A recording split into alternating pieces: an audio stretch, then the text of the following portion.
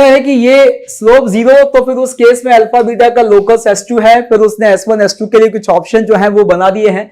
तो देखिए बच्चा, यहां पे आप इस L1 लाइन का स्लोप देखो, इस L1 लाइन का स्लोप आपको दिख रहा है माइनस अल्फा दिख रहा है। इसी तरह से L2 का स्लोप यदि देखेंगे तो वो माइनस ऑफ बीटा दिख रहा है। ये मेरे पास L1 लाइन है और ये L2 लाइन है। से this is L1 whose slope is minus alpha and L2 जिसका स्लोप माइनस ऑफ बीटा है बच्चा। अब यहां पर बोलता है कि इनका एंगल बाइसेक्टर, तो आप सब जानते हैं ये इनका एंगल बाइसेक्टर। इस एंगल बाइसेक्टर का स्लोप हमें पहले केस में 1 दिया हुआ है, दूसरे में हमें 0 दिया हुआ है। तो इसके स्लोप को मैं पहले में 1 लूंगा, दूसरे में 0 लूंगा। अब आपको पता है कि ये एंगल बाइसेक्टर है, तो ये एंगल ऑफ इंक्लिनेशन मेरे बच्चे दोनों के दोनों सेम है, ठीक है। और ये दोनों सेम है, तो आप एक बात जानते हैं कि दो लाइन जिनके स्लोप m1 m2 है, उनके बीच में यदि एंगल अल्फा है तो tan अल्फा किसके equal, m1 minus m2 upon 1 plus m1 m2, यही होता है। तो यहां पर भी वही करें कि ये एंगल अल्फा है तो ये भी अल्फा है, दोनों इक्वल है। तो इसका tan अल्फा निकालूं मैं, तो इसका tan अल्फा क्या आने वाला है, m1 minus m2 upon 1 plus m1 m2। तो यहां 1 minus minus alpha upon 1 plus, जी हां, 1 इंटू माइनस अल्फा, ऐसा कर सकते हैं। क्लियर। इसी तरह से यदि ये वाला tan अल्फा निकालेंगे तो बताओ ये क्या आएगा। ये यदि देखेंगे तो यहां पर वही कि देखो 1 minus minus beta upon 1 minus 1 plus 1 into minus beta, यही आएगा ना। वैसे तो एक का निकालो सिमेट्री से, क्योंकि हमें लिख रहा है कि बस माइनस अल्फा की जगह माइनस बीटा लेना है। तो ये जो है, अब क्या करें, इन दोनों को इक्वल कर दें। ये दोनों इक्वल होने चाहिए, होना चाहिए ना भाई, क्योंकि स्लोप इक्वल है, ये दोनों एंगल ऑफ इंक्लिनेशन इक्वल है भाई। ये एंगल बाइसेक्टर है तो ये एंगल इक्वल है। लेकिन क्या डायरेक्टली इक्वल कर सकते हैं, सेंस बताओ, क्या डायरेक्टली इक्वल कर सकते हैं भाई। आप लोग भी बताया करें बीच में, लाइव का फायदा यही है कि आप लोग भी बीच बीच में बताएं। क्या मैं इन दोनों को इक्वल कर दूं क्या। हां बिल्कुल सही, कि यहां एक्चुअली यदि आप देखोगे तो ये डायरेक्टली इक्वेट नहीं किए जा सकते हैं। आप इस रेफरेंस लाइन से यदि ये एंगल मेजर कर रहे हो तो ये क्लॉकवाइज में कर रहे हो, और ये कर रहे हो तो ये एंटी क्लॉकवाइज में कर रहे हो। तो यदि आपने इसको रेफरेंस लिया बच्चा, तो एक क्लॉकवाइज चलेगा, एक एंटी क्लॉकवाइज चलेगा, दोनों का रोटेशन सेंस अलग अलग है।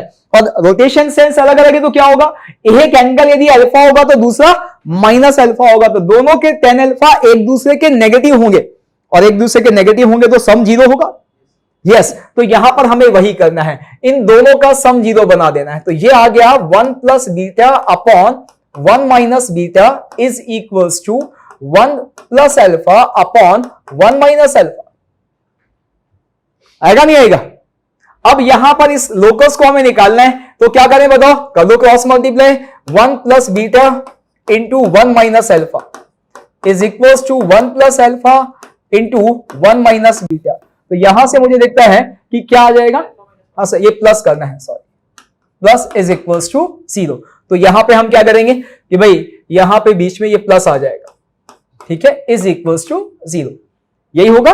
और यहां पे अब देखिए क्या आ रहा है कि ये अपने किया तो ये 1 माइनस अल्फा बीटा, आपके पास प्लस बीटा माइनस अल्फा। यहां देखें तो क्या आ रहा है, यहां 1 माइनस अल्फा बीटा और plus alpha minus beta is equals to 0। ये बीटा अल्फा तो कैंसिल हो गए, और आपके पास जो लोकस आ गया वो लोकस क्या आ गया बताओ, लोकस आ गया आपके पास alpha beta is equals to 1, यानी xy is equals to 1। Rectangular hyperbola होगा, तो पहले का लोकस आ गया rectangular hyperbola xy is equals to 1। दूसरा क्या, दूसरे में कुछ नहीं करना है, बस ये जो 1 लिया है हमने इसकी जगह क्या ले 0। तो सेकंड वाले में यदि मैं बीटा की जगह अल्फा की जगह 0 रख दूं तो, हाँ सॉरी 1 की जगह 0 रख दूं, क्या होगा बताओ, यही सब काम करना है। बताओ यहां पे क्या होगा, ये होगा 0 माइनस माइनस अल्फा यानी 0 प्लस अल्फा, और यहां होगा बताइए क्या 1 प्लस 0 होगा। ये वाला tan अल्फा निकाल लिया। ऐसे ये वाला tan अल्फा निकालेंगे, दोनों का सम 0 करेंगे, तो यहां पर भी वही, इस 1 की जगह मुझे क्या रखना है 0, तो ये बन गया मेरे बच्चे 0 प्लस बीटा अपॉन 1 प्लस 0, और दिस इज इक्वल्स टू 0। तो यहां से साफ साफ दिखता है कि ये तो आ गया alpha plus beta is equal to 0, यानी x plus y is equal to 0, यानी y equal to minus x line. अब तो आई थिंक मुझे लगता नहीं कि इसमें कुछ भी हाँ जो है गड़बड़ है। अब तो बहुत आसानी से सारे ऑप्शन आप चेक कर सकते हो। पहला हाँ जो है S1 locus xy is equal to 1, जो रेक्टेंगुलर हाइपरबोला है और आप उससे बहुत अच्छे से परिचित हैं, ये वाला रेक्टेंगुलर हाइपरबोला। ठीक, इसी तरह से दूसरा है y equals to minus x, यानी ये वाली लाइन। अब एक एक करके आप ऑप्शन चेक करना शुरू कर दो। पहला ऑप्शन क्या कहता है, number of points to S1 equals to 0 and S2 is equals to 0 is 0, कि भैया दोनों में कॉमन पॉइंट, तो दोनों में कॉमन पॉइंट तो साफ साफ दिख रहा है, कोई भी कॉमन पॉइंट नहीं, अलग अलग है। तो पहला वाला ऑप्शन तो साफ साफ सही दिख रहा है, भैया ये ऑप्शन सही हो गया। फिर minimum distance of S1 S2, दोनों के बीच में मिनिमम डिस्टेंस की बात कर रहा है। अब वो कैसे निकालोगे, ये फिर देखो, अब मिनिमम डिस्टेंस के लिए क्या करना होता है, कॉमन नॉर्मल के अलोंग। लेकिन यदि कॉमन नॉर्मल में जाएंगे तो बहुत गंदा काम हो जाएगा। साफ दिख रहा है कि मिनिमम डिस्टेंस हो ये आएगी भैया, ये वाली। इस लाइन के पैरेलल में टेंजेंट बना दो इस कर्व पे, इस लाइन के पैरेलल टेंजेंट बनाऊंगा तो मुझे दिख रहा है कि यहां ये दोनों के बीच का डिस्टेंस और ये टेंजेंट, ये तो मुझे साफ दिख रहा है कि पॉइंट कौन सा होगा। ये तो इतना ज्ञान तो है भैया, 1,1 होगा, तो 1,1 की 0,0 से डिस्टेंस ही मिनिमम होगी, वो √2 आएगी, यानी दूसरा ऑप्शन भी सही है। तीसरे ऑप्शन की बात करें कि भैया S1 और S2 दोनों एक दूसरे को टच कर रहे हैं, साफ दिख रहा है कि कॉमन पॉइंट ही नहीं है, तो टच करने का तो मतलब ही नहीं है, खत्म हो गया ये। मिनिमम डिस्टेंस S1 S2 के बीच में 0 है, ये भी खत्म हो गया। दोनों S1 S2 के बीच में मिनिमम डिस्टेंस √2 आ गई, ये खत्म हो गया। तो ये आ गया जी पहला क्वेश्चन। वो देखो हाइपरबोला और ये सारी चीजें हैं, ये सब यूज हो गया इसमें। अगला सेकंड क्वेश्चन, भैया बाकी लोग जिनका सेकंड क्वेश्चन डाउट है बताओ फटाफट से।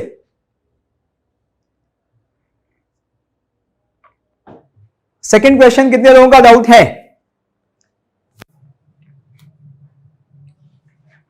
ये रहा जी सेकंड क्वेश्चन, हाँ पीएनसी का क्वेश्चन। और इसमें पीएनसी में भी मतलब कुछ चीजें तो बहुत ही बढ़िया हैं। क्या है देखो, let the equation of the line L1, L2 and L3 be this and this respectively. Which of the following is are true? Number of non-negative integral values of A, B, C for which lines are concurrent. तीन lines के concurrent होने की condition बताइए। हाँ, उन तीनों में x Y के कोफिशिएंट और कांस्टेंट से बनने वाली डिटरमिनेंट की वैल्यू 0। यही होता है कि भाई यदि आपके पास तीन लाइनें मेरे बच्चे, कौन कौन सी, a1x plus b1y plus c1 equals to 0, a2x plus b2y plus c2 equals to 0 और a3x plus b3y plus c3 equals to 0। यदि ये तीनों लाइन कॉन्करेंट हैं तो इनकी कॉन्करेंसी की कंडीशन क्या होती है कि भैया इन तीनों में ये जो ABC से बनने वाली डिटरमिनेंट है ये 0 होनी चाहिए, यानी a1 b1 c1, a2 b2 c2 और a3 b3 c3, ये वैल्यू क्या हो जानी चाहिए, 0। देखिए लाइंस के कॉन्करेंट होने पर इसका 0 होना कंफर्म है, लेकिन यदि मैं इसका उल्टे होने की बात करूं, इसका रिवर्स की बात करूं कि भाई ये 0 है, तब हाँ लाइंस कॉन्करेंट भी हो सकती हैं और लाइंस पैरेलल भी हो सकती हैं। आप देखो यदि इनमें से कोई भी दो लाइन पैरेलल हो जाएं तो कोफिशिएंट प्रोपोर्शनल हो जाए, ये सॉरी दो लाइन क्या, तीनों लाइन क्या कैसी हो जाए, पैरेलल। कि भाई तीनों लाइन कॉन्करेंट हो तब तो ये होता ही होता है, तीनों लाइन पैरेलल हो तो आप जानते हैं कि भैया उनका स्लोप सेम आएगा। और स्लोप कौन डिसाइड करता है, एक्स और वाई के कोफिशिएंट यानी ए और बी। तो इसको हाँ क्लियर है, स्लोप सेम है तो a1 by b1 is equals to a2 by b2 is equals to a3 by b3। इसका मतलब ये वाला कॉलम और ये वाला कॉलम प्रोपोर्शनल हो गया और दो कॉलम प्रोपोर्शनल तो डिटरमिनेंट की वैल्यू 0 हो गई। इसका मतलब लाइंस के कॉन्करेंट होने पे इसका 0 होना कंफर्म है, लेकिन ये 0 है तब लाइंस कॉन्करेंट भी हो सकती हैं और लाइंस पैरेलल भी हो सकती है। बस यही चीज छोटी सी आपको पता है तो फिर आप इस क्वेश्चन में कभी परेशान नहीं होंगे। साथ में पीएनसी को मिक्स किया हुआ है। क्या है देखो, सबसे पहले तो हम ये जो डिटरमिनेंट 0 बनानी है बना लेते हैं बच्चे। तो ये क्या आ जाती है देखो, आप यहां मेरे पास पहली वाली लाइन में a माइनस c और 1, दूसरे वाले में दिख रहा है 1 1 0, तीसरे वाले में दिख रहा है 20 b और 1, यही है, दिस इज इक्वल्स टू 0। अब दिखता है साफ साफ कि इसको सिंप्लीफाई करें तो a और यहां से मेरे पास आता है माइनस, सॉरी ये a और ये 0, फिर ये मुझे दिखता है प्लस b, यहां से दिखता है ये माइनस ऑफ 20, ये दिखता है 0 और ये दिखता है plus c is equals to 0, यानी यहां से a plus b plus c का वैल्यू 20। क्लियर? अब वो क्या कहता है कि भैया ABC non negative integral values ले रहे हैं, ABC non negative integral values ले रहे हैं, यानी एबीसी जो है होल नंबर ले रहे हैं। अब यदि आपको याद हो तो ये है इक्वेशन का solution, beggars method. Beggars method जहां पर आप जो है ये 20 आइडेंटिकल ऑब्जेक्ट इन 3 लोगों में डिस्ट्रीब्यूट करेंगे, जब किसी को भी कितना भी दे सकते हैं, क्योंकि यहां बोला है कि भैया नॉन नेगेटिव इंटीग्रल सॉल्यूशन यानी होल नंबर भी हो सकते हैं, यानी कोई 0 और कोई 20 भी हो सकता है, यानी सारा का सारा किसी एक को भी दे सकते हैं। तो इसका तरीका क्या होता है याद करो, यदि आपके पास n number of identical object होते हैं, r बंदे होते हैं जिनमें आपको इनका डिस्ट्रीब्यूशन करना है, तो जितने बंदे होते हैं उससे एक कम पार्टीशन बनाने होते हैं इनके बीच में, ये सब समझाया मैंने आपको। तो यहां क्या करेंगे, इसका फॉर्मूला यही होता है कि n plus r minus 1 c r minus 1, r number of persons हैं, n number of identical objects हैं, डिस्ट्रीब्यूशन करना है, किसी को भी कितना भी दे सकते हैं। तो यहां n की वैल्यू 20, r की वैल्यू 3, तो बताइए कितना हो गया 22 c2। ये वैल्यू कितनी आ जाती है 22 इंटू 21 डिवाइडेड बाय 2, और ये आपके पास आ गया यस 20, तो ये आपके पास हो गया 210 और ये 231, ये यार है 231 आ गया। अब लेकिन यहां पे उसने पहला क्वेश्चन दिया, पहला ऑप्शन दिया number of non negative integral values of ABC for which lines are concurrent, और ऐसा ही उसने ये ऑप्शन भी दिया है। लेकिन देखो चालाकी करते हैं इसलिए कि एग्जाम में भी, एग्जाम में 3 घंटे में हमारे साथ ये सब चालाकियां भी होती है, खेल होता है हमारे साथ। वो पहला ऑप्शन ये दे रहा है जो आपका आंसर आ रहा है, और हम एग्जाम में होते हैं जल्दबाजी में, अब तुरंत इसको टिक करते हैं।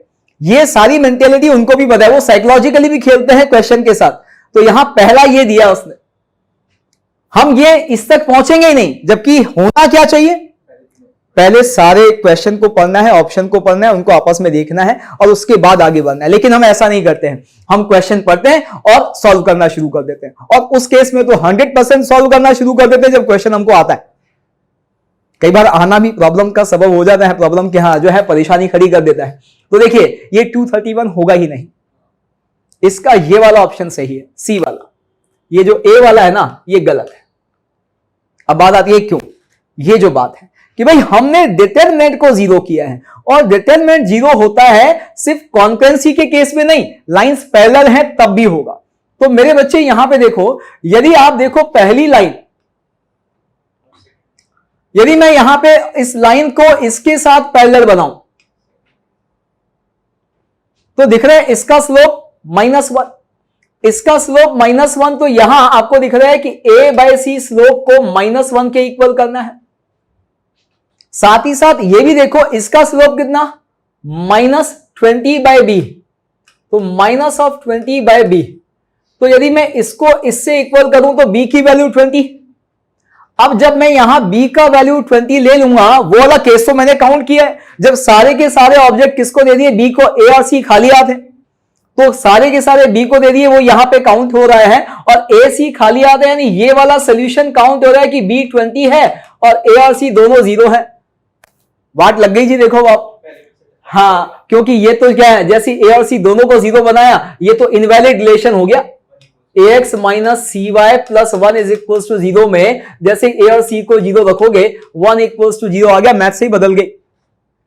भैया ये तो पॉसिबल ना है, तो इसका मतलब ये वाला केस हमें यहां से माइनस करना पड़ेगा, तो आंसर आएगा 230। ये ध्यान रखें, और यही हमारे एडवांस के एग्जाम की खासियत है कि बहुत छोटी छोटी गलतियां करवाते हैं हमसे। हम जो छोटी चीजों को नजरअंदाज कर देते ना, वही खेल जाते हैं। अगला इसी में क्या ऑप्शन दिया है, वो कहता है L1 L2 are perpendicular to each other, पहली लाइन और दूसरी लाइन परपेंडिकुलर है, तो भैया कर लेते हैं सेकंड वाले ऑप्शन की तैयारी।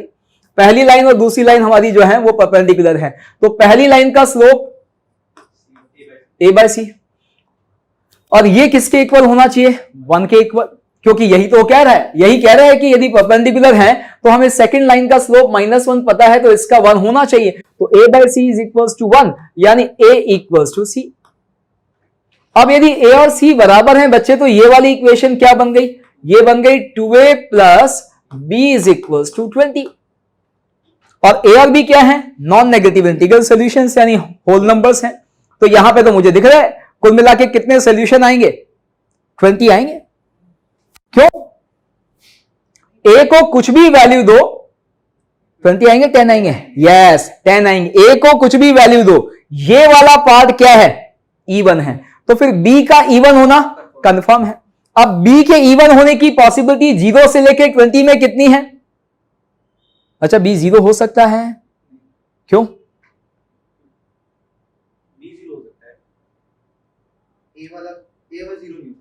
हाँ b तो 0 हो सकता है, कोई दिक्कत नहीं है, तो मैं तो यही तो पूछ रहा हूं, कुल मिला के कितनी पॉसिबिलिटी आएंगी, 10 आएंगी, 11 आएंगी।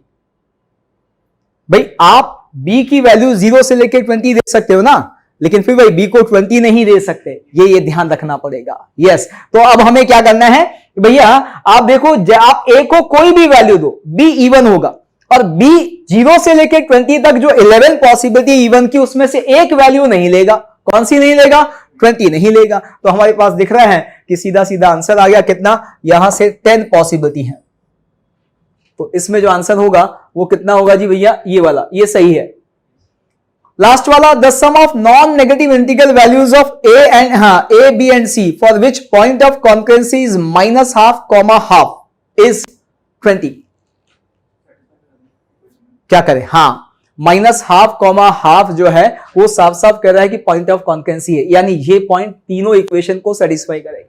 जैसे ही तीनों को सेटिस्फाई कराओगे ना बच्चे, तो देखो -12, इसको तो सेटिस्फाई कर ही रहा है, इसको कराओ, इसको कराते ही b फिक्स हो गया, और b फिक्स हो गया तो ये इक्वेशन किस में रिड्यूस हो गई, a और c में, a और c में, और a और c में भी आपस में रिलेशन आ गया, c in terms of a आ गया, जैसे आपने -12 रखा तो आप शुरू हो जाओ।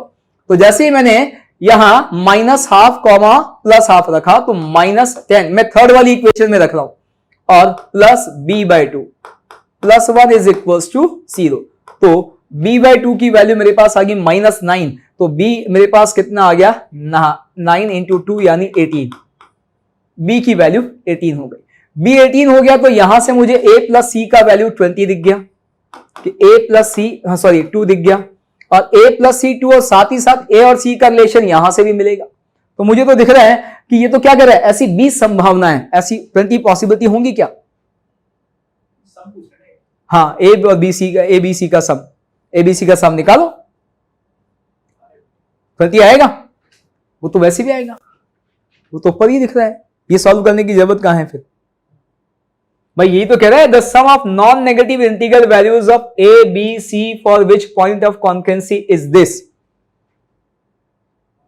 तो आएगा 20, तो उसमें कोई डाउट ही नहीं है। यदि ये पॉइंट ऑफ कॉन्करेंसी बनाया जा सकता है, बस हमें यही चेक करना है कि क्या ये पॉइंट ऑफ कॉन्करेंसी बनाया जा सकता है, बस इतना सा है, वो चेक कर, वो कैसे चेक करेंगे भैया, a और c की नॉन नेगेटिव इंटीग्रल वैल्यू आ रही है नहीं आ रही है, तो यहां से आप देख लो, इसको भी सेटिस्फाई कराओ, किससे, -12 से, तो -a/2 और -c/2 +1 is equals to +1 is equals to 0, ये आ रहा है, तो साफ दिख रहा है कि a की वैल्यू, यदि a और c की वैल्यू 1 1 ले लें तो सेटिस्फाई हो रहा है, इसका मतलब क्लियर है, वैलिड है, तो ये भी आंसर है। अगला क्वेश्चन नंबर 3, डाउट बताएं, है डाउट और कोई भाई, क्वेश्चन नंबर 3 कितने लोगों का डाउट है,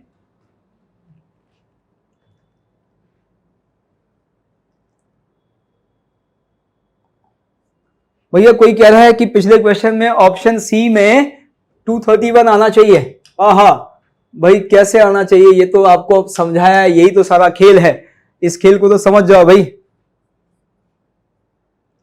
हाँ, तो parallel lines do not form triangle, हाँ तो क्या हुआ, हम तो पैरेलल लाइन की बात ही नहीं कर रहे हैं, हम तो पैरेलल लाइन की बात ही नहीं कर रहे हैं, a = c = 0 होना, वो तो आपको वैसे ही पता है, उसमें लाइंस पैरेलल होने की बात ही नहीं है, वो तो मैथ्स ही बदल रहा है, 1 = 0 आ जा रहा है, तो वो तो पॉसिबल ही नहीं है, पैरेलल लाइन की वजह से नहीं है, वो तो वैसे ही दिख रहा है कि नहीं आएगा।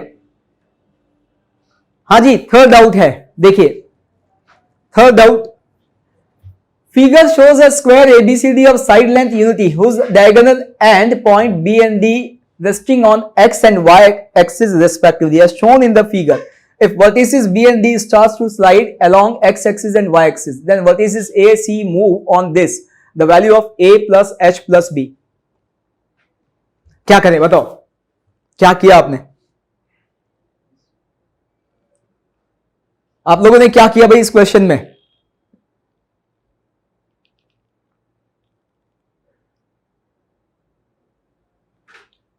बहुत ही आसान क्वेश्चन है, यदि आप इसको फील करोगे, सोचोगे तो आसान क्वेश्चन है। और वैसे तो हाँ, लोगों ने पता नहीं क्या क्या पॉइंट्स एज्यूम कर लिए होंगे, पता नहीं क्या क्या करके आपने लोकस निकालने की कोशिश की होगी, ऐसा कुछ करना नहीं है, आप बहुत आसानी से इस क्वेश्चन को कर सकते हैं,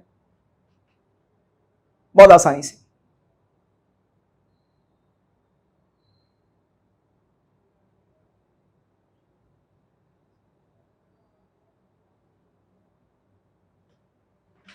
साइड लेंथ 1 है,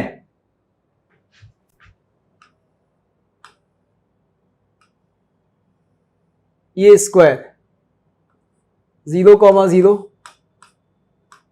1, 0, 1, 1 और 0, 1।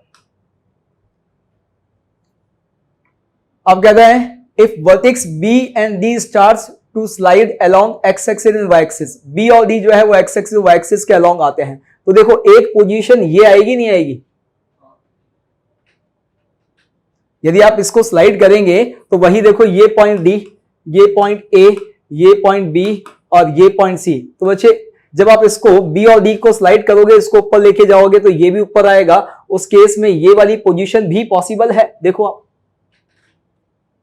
है या नहीं है, और ये पॉसिबल है, तो बहुत ही सिंपल सा क्वेश्चन हो गया। अब यदि आप देखोगे कि मूवमेंट कैसा भी हो, मैं एक बात जानता हूं, किसका लोकस निकालना है, ए और सी का।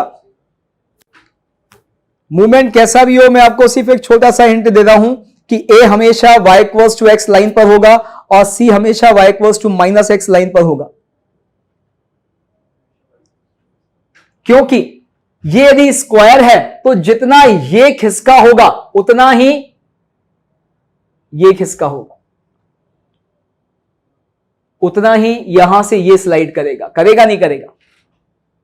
अब यदि वही सब कुछ है कि वो ऐसे ही स्लाइड करेगा, अब देखो ना हमने यही तो किया, इसको ले आए हम, तो यहां पे कैसे होगा बताओ, कि ये ऐसे होगा कि ये जितना खिसकेगा उतना ही ये खिसकेगा, ऐसे चलेगा कुछ ना कुछ। तो अब आप देखो तो यहां पे जितना ये स्लाइड यहां खिसका उतना ही ये खिसका, भाई ये वाला पाथ और ये वाली चीज सेम होगी तो ट्रायंगल सेम है, तो आपको दिखेगा कि ये वाला पॉइंट हमेशा लाइन y = x पे लाई करेगा और ये वाला पॉइंट हमेशा y = -x पे लाई करेगा, बस सिंपल सी सिमेट्री है। और यदि ऐसा है तो बस आपको कुछ नहीं करना है कि भैया दोनों का जो कंबाइंड लोकस पूछा उसने, तो दोनों का तो पेयर ऑफ स्ट्रेट लाइन आ गया, कौन सा आ गया, x² - y² = 0, a की वैल्यू 1, b की वैल्यू -1, h का वैल्यू 0, खत्म हो गया क्वेश्चन। इसमें पता नहीं क्या क्या किया होगा, और ऐसे क्वेश्चन बहुत देखने को मिलते हैं भाई। फोर्थ वाला फटाफट से, फोर्थ हो गया, फोर्थ किसी का डाउट है भाई, फटाफट से अगले 3 क्वेश्चन में 4th, 5th, 6th में जिस जिसका डाउट है वो कोड कर दें, कौन कौन सा है, चौथा, पांचवा, छठा क्वेश्चन, 4th, 5th, 6th जिस जिसका भी डाउट है वो कोड कर दो भाई कि ये वाला डाउट है, हम वो डिस्कस करेंगे। 4th वाला क्वेश्चन, वैसे 4th वाला एक आसान क्वेश्चन है, बस थोड़ा सा पेशेंस के साथ करना है, पेशेंस के साथ करना है, कोई नहीं, देखते हैं भी। 4th वाला पे है भाई, 4th, 5th, 6th, 4th, 5th, 6th Kaif आप कह रहे हैं कि समझ नहीं आया। मैं अब आपसे इतना सा कह रहा हूं कि जो मैंने आपको हिंट दिया है कि एक point y equals to x पे लाई करेगा, एक y equals to minus x पे, और क्योंकि रोटेशन हो रहा है, शिफ्टिंग हो रही है, उसको आप सोच के आना। यदि नहीं आता है आपको समझ में तो अगली क्लास में मैं बताऊंगा आपको। बस मैं आपसे यही कह रहा हूं कि आप थॉट दे, मैंने तो हिंट दे दिया, अब आप सोचो, और आपको नहीं होगा तो मैं अगली क्लास में पूरा बताऊंगा कि क्यों होगा। ठीक है, फोर्थ और फिफ्थ डाउट है, अगली क्लास में हम बात करेंगे इसकी। मैं पूछूंगा आप लोगों से जिन लोगों का भी डाउट है ये वाला कि भाई आखिर वो y इक्वल्स टू एक्स पे और ये y equals to minus x पे कैसे हुआ। ठीक है, चलिए फोर्थ डाउट है भाई, फोर्थ भी डाउट है। फोर्थ जैसा क्वेश्चन तो डाउट नहीं होना चाहिए। A11 and AB is any line through it cutting x axis in B, कि भाई x axis को जो B पे कट कर रहा है, AC is a perpendicular to, देखिए A11 से पास होने वाली एक लाइन है, तो मैं उसे y minus one is equals to m x minus one मान लेता हूं। एक फिक्स पॉइंट से पास होने वाली लाइन को हमेशा ऐसे एज्यूम करना है, y minus y one is equals to m x minus x one. अब ये हमसे क्या कर रहे हैं कि भाई ये जो 1,1 से पास होने वाली लाइन है, इसका x एक्सिस के साथ पॉइंट ऑफ इंटरसेक्शन B है, तो B के कोऑर्डिनेट्स निकाल लें। x को 0 रखा तो y की वैल्यू कितनी आ गई बच्चे, x एक्सिस के साथ, सॉरी x एक्सिस के साथ है तो y को 0 रखना है, तो y को 0 रखा तो x की वैल्यू आपके पास कितनी आ जाती है, y 0 किया और x की वैल्यू निकाली तो आपके पास आता है 1 minus one upon m, 1 minus one upon m comma 0। If AC is perpendicular to AB, कि वो कहता है AC AB के परपेंडिकुलर है, तो क्या करें बताओ भाई। अब हमारा क्वेश्चन ये है ना, ये देखो आप, ये हमारी लाइन है जो A 1,1 से पास हो रही है, ये पॉइंट B है, AC AB के परपेंडिकुलर है, तो यानी A से पास होने वाली वो लाइन जो ऐसे है परपेंडिकुलर, ये होगा AC।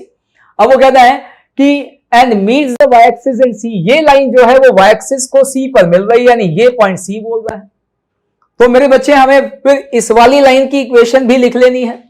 हमारी इस लाइन का इक्वेशन, इस लाइन का स्लोप m है, तो इसका स्लोप कितना हो गया माइनस वन अपॉन एम, और ये भी 1,1 से पास हो रही है, तो y minus one upon m x minus one, ये है। अब ये है और इसका y एक्सिस के साथ इंटरसेक्शन पॉइंट C बोला है, तो लीजिए जी C निकाल लेते हैं x को 0 डाल के। जैसे ही x को 0 रिप्लेस किया आपके पास क्या है, देखो 1 plus one by m, y की वैल्यू कितनी आ गई 1 प्लस वन बाय एम। अब क्या कहते हैं, then equation of locus of mid point of BC, इस B और C के मिड पॉइंट का लोकस निकालना है। तो यहां पर हमें कुछ नहीं करना बच्चे, यदि मेरे पास B और C दोनों पॉइंट हैं तो इनका मिड पॉइंट मैंने मान लिया M है जिसका लोकस निकालना है, तो फिर वो आपको पता है वो हो जाएगा 1 minus one upon m by two. y की वैल्यू निकालनी है ना, यही तो आएगा, तो 1 प्लस वन अपॉन एम, तो यहां आएगा। और इसी तरह से ये क्या हो जाएगा 1 plus one upon m by two. मुझे इसका लोकस निकालना है।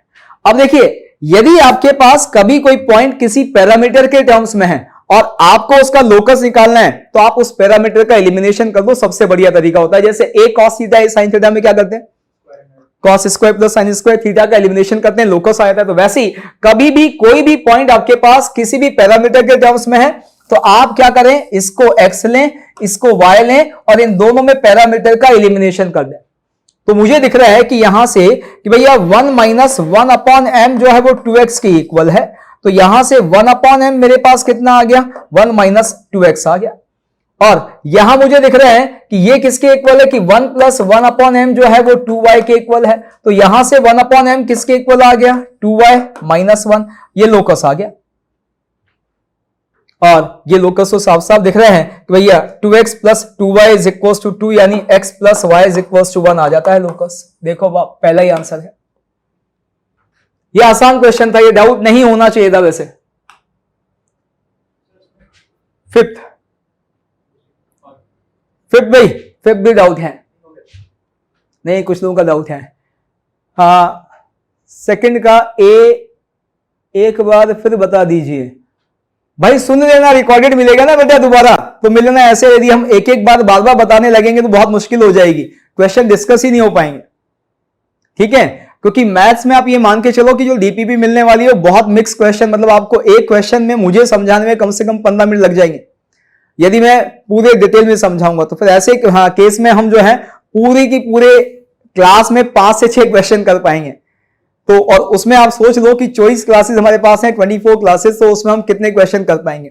तो ज्यादा बढ़िया है कि यदि मैंने समझा दिया है आपको फिर भी कोई दिक्कत है तो आप एक बार रिकॉर्डेड देखो, वो जो थॉट मैंने बताया आपको उसको समझो। उससे 99% केस में यदि आप दिमाग लगाने के लिए तैयार हैं, अपने भेजे को जोड़ देने के लिए तैयार हैं, तो हाँ, आप यदि पका पकाया चाहते हैं तो ये अलग बात है, फिर तो एडवांस में वैसे भी सिलेक्शन की संभावना ही खत्म है, फिर तो बंद कर दो भैया। मैं देखो मैं बहुत स्ट्रेट हूं, मैं तो बहुत गंदा बोलूंगा आगे, अभी तो शुरुआत है। तो हाँ, यदि हमें a प्लस बी माइनस सी ये सब करना भी नहीं आता तो फिर बंद कर दें, हम किसी काम के नहीं है। तो जो बता दिया है एक बार आप समझ गए तो बहुत अच्छी बात है, नहीं समझे तो रिकॉर्डेड में दोबारा देखें। जो थॉट, जो हिंट आपको दिया है उसको अपने से लगाने की कोशिश करो, यकीन करो, आप अपने पे विश्वास करो, आप समझ जाओगे, आपसे वो खुद हो जाएगा। और जब खुद होगा तो अलग ही मजा है। सारे क्वेश्चन मुझसे सॉल्व कराने का मजा नहीं है, उसमें आपका फायदा नहीं है।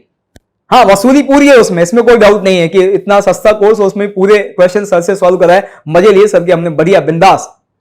लेकिन फिर वो पेपर जो तुम्हारे मजे लेगा ना, उस वक्त सर जो है बहुत याद आएंगे। हाँ जी, ए और सी आपको दिए हुए हैं, are the vertices of a triangle ABC and equation of the angle bisector is x + y2, then equation of side BC. I think इसमें तो कोई बड़ी बात नहीं है। देखो ये कह रहा है, समझिएगा, ये मेरे बच्चे ए पॉइंट है 1,3, फिर इसने सी पॉइंट बोला है मेरे पास -2/5, -2/5, और ये बी पॉइंट है। अब कहते हैं कि भाई किसके एंगल बी का बाइसेक्टर दिया हुआ है, ध्यान दीजिएगा, एंगल बी का बाइसेक्टर दिया है बच्चे।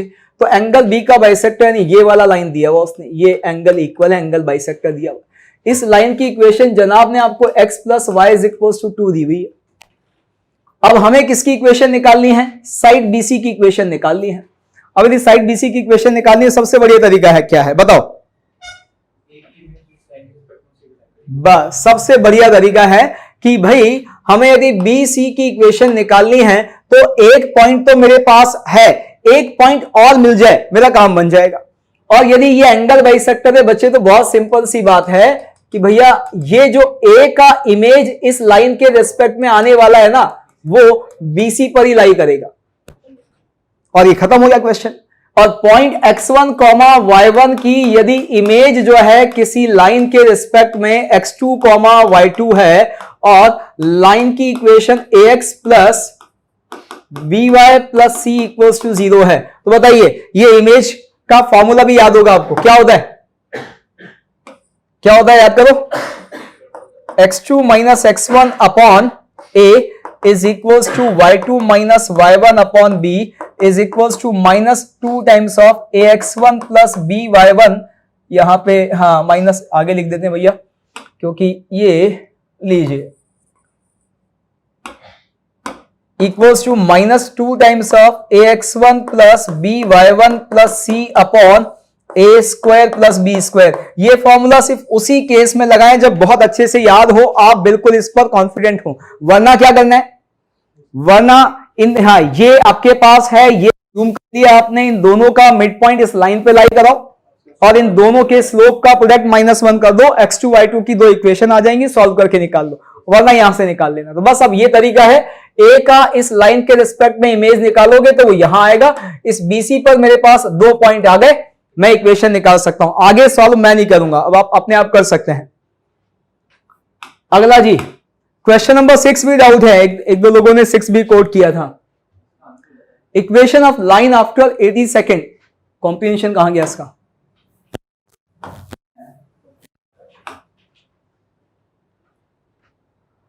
अच्छा यहां से गायब कर दिया, वहां पर आपके पास तो होगा आई थिंक, है ना, तो आप लोगों को मिला है उसमें तो है, कोई बात नहीं।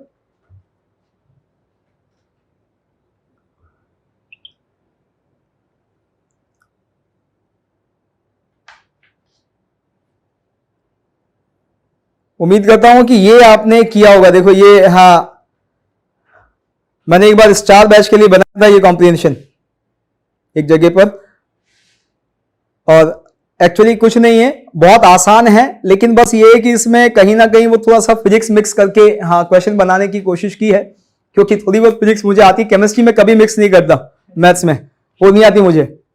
ठीक है, तो चलिए यहां पे बात करते हैं, आपको कॉम्प्रिहेंशन क्या है भाई।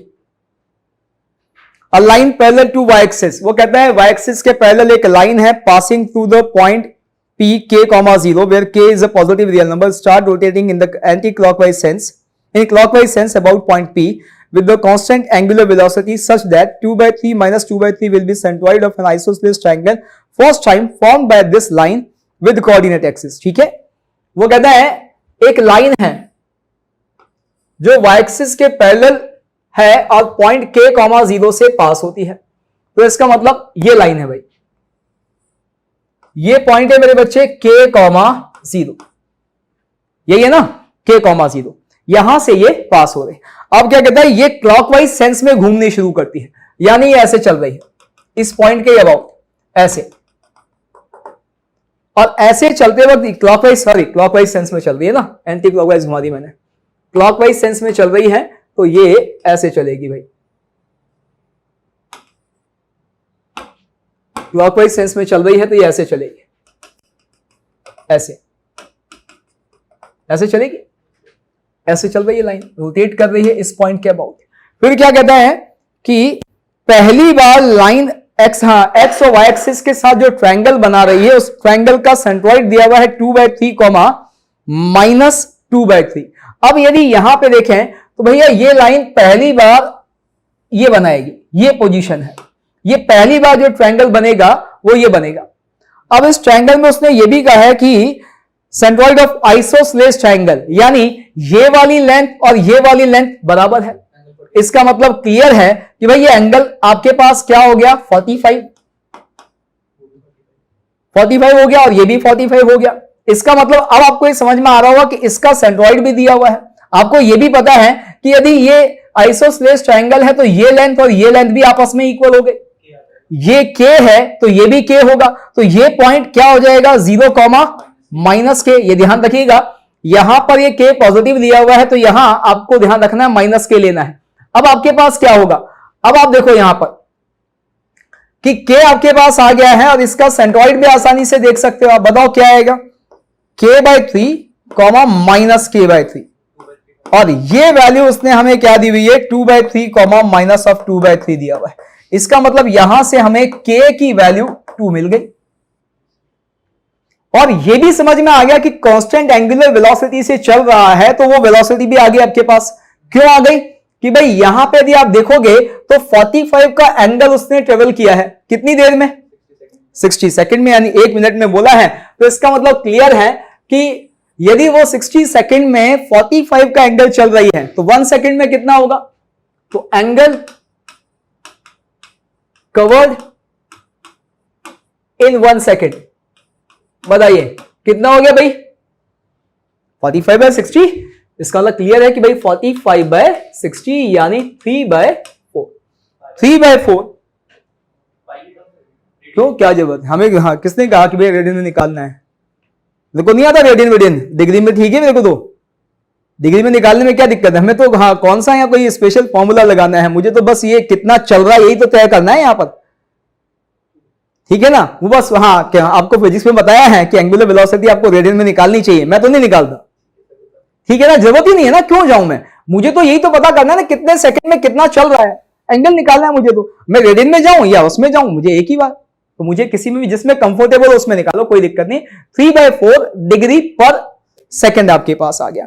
अब क्या कहता है, वो कहता है भाई पहली चीज की equation of line after 80 seconds, 80 second के बाद लाइन की इक्वेशन, तो बताओ 80 सेकंड में उसने ये एंगल कितना ट्रेवल किया, तो 3/4 इंटू 80 से मुझे साफ दिख रहा है 60 डिग्री चल दिया भाई साहब, यानी वो यहां से मेरे बच्चे 60 डिग्री चल दिया। देखो आप कि ये जो पोजीशन है इस पोजीशन से 60 डिग्री चला है, तो इसका मतलब वो ऐसा हो गया, ये 60 है तो ये एंगल कितना हो गया 30, तो स्लोप कितना आ गया 1/√3 आ गया स्लोप, 1030 1/√3। तो अब आपको दिख रहा है कि पॉइंट मेरे पास 2, 0 आ गया, तो लाइन की इक्वेशन क्या आ गई, x बताओ, -2 into 1/√3 is equals to y।